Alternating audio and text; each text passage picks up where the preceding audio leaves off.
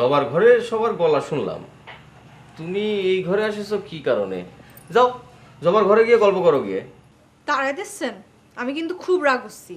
আরে রাগের কি আছে, তুমি হচ্ছ জবার বান্ধবী, মানে ছোটোপাটো করে আমার রুমে আসার কি কারণ?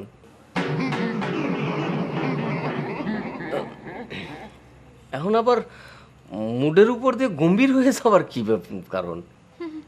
শয়নে স্বপনে আমারে নিয়ে কল্পনা করেন, আমারে নিয়ে কবিতা লেখেন, আর ঘরে আসলেই তাড়াই দেন। শয়নে স্বপনে তোমার কথা ভাবি? কিরা বলিছে?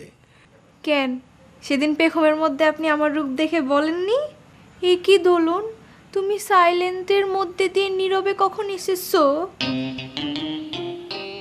এ খুদা, সব কিছু ফাঁস হয়ে পাস হয়ে গিয়েছে। তার মানে বেগম তোমার সব কথা বলে দিয়েছে।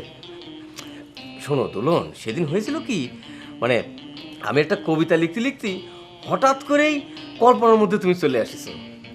এইবার লাইনে এসেছেন, তার মানে স্বীকার করলেন আপনি আমারে নিয়ে কল্পনা করেন, আমারে নিয়ে কবিতা লেখেন। মানে সেদিন পেখমরে দেখে মনে হয়েছিল তুমি, সেই কারণে। আর তাছাড়া কবি তো কত কিছুই কল্পনার উপর দিয়ে ইমাজিন করে নিতে পারে।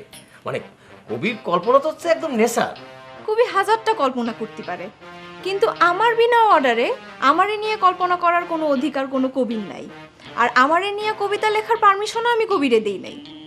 আরে কি স্ট্রেঞ্জের উপর দিয়ে আতার্য কথা বলতেছো? আমি এক্ষুনি সোজা আব্বারে যা কমপ্লেন করব, আপনি আমার বিনা পারমিশনে আমারে নিয়ে কবিতা লেখেন। যাচ্ছি। এই শোনো শোনো দোলন, শোনো, কি প্যাসের উপর দিয়ে ঘোর প্যাস চলছে, হ্যাঁ?